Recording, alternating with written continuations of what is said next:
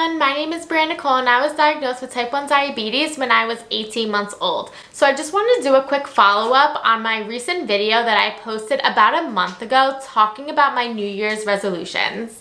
So right up top, if you haven't watched this video already. So I first want to talk about my goal and really lowering my A1C and the progress I've been taking towards that. The one thing that I love about my Dexcom is that it gives me an estimate of where my A1C is based on my average blood sugars it's been logging. So from January 15th to February 13th, here is my average. And I am so excited about it because I can't remember the last time I was at a 7%. So for anybody who doesn't know, so during COVID-19 of 2020, my A1C was 11. And then my recent blood work back in November 2021, my A1C was 8.5. And then right now, as an average from my 1 month, my average glucose is 155, and I can't be any more happier. Just because it's showing that I'm making progress, and that's my goal, is to make progress. I know I might get some comments like, oh, that's still high, that's not good enough, but for me, that is good enough because I'm making progress and it's baby steps. Some of you may be asking, what have I been doing differently? Well, to start, I've been doing a really good job with counting carbs. When I say counting carbs, I mean really taking a look. Like let's say for pizza, hypothetically. I know pizza, for some reason, that sometimes tends to spike my blood sugar, so I give myself a little extra carbs. So for me, one slice of pizza, I do put in 50 carbs. Again, it really depends on the size of the slice, as it could be a little different for everyone. Well, here, New York pizza, that is 50 carbs. So what I would do previously is not take advantage of my insulin pump and its settings. So instead of me putting 50 carbs into my insulin pump, I would just kind of guess the units and kind of guess the insulin intake. So me playing the guessing game with the amount of units I need to take definitely played a part in a high A1C, at least for me. Second, I've been really mindful of my blood sugar. So definitely utilizing my Dexcom, where I can literally read my blood sugar like every 5 minutes it changes, which is absolutely amazing. This way I don't forget to test my blood sugar.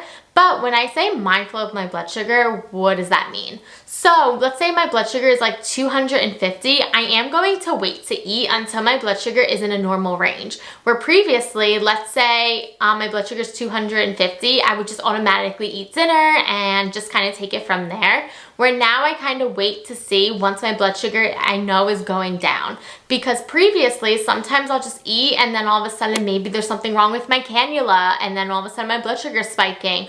Or let's say my blood sugar, I need to wait to give myself insulin so this way it goes down. Also, I've been doing a really good job with remembering to pre-bolus. So what does that mean? That means is that I'm going to give myself insulin prior to eating. This way my insulin starts working in advance. Also, I've been making such a major effort in checking my blood sugar all throughout the day, where I'm simply just taking out my phone and taking a look at where I am. Really helps me continue to manage my diabetes. I also learned, especially this last month, is to really just trust my pump and trust its settings.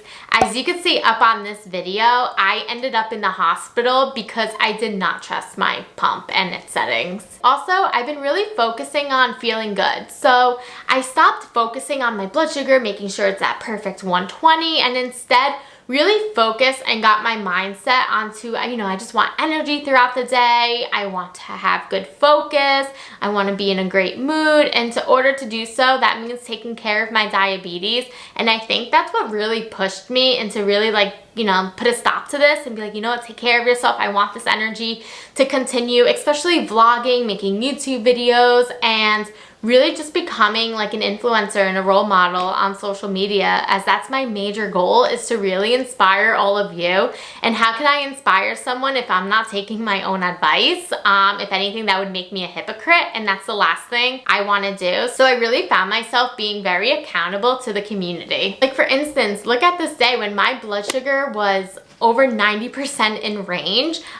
It just feels amazing. Like you just feel like a whole different person when your blood sugar is in range, and it's so hard to explain to somebody who's not diabetic, but when your blood sugars are in range, it's like I feel like I'm Wonder Woman. Like I could conquer the world. Like I feel great. So I definitely want to continue feeling that way. In order for me to do so, I have to continue making sure my blood sugars are in range on a day-to-day basis.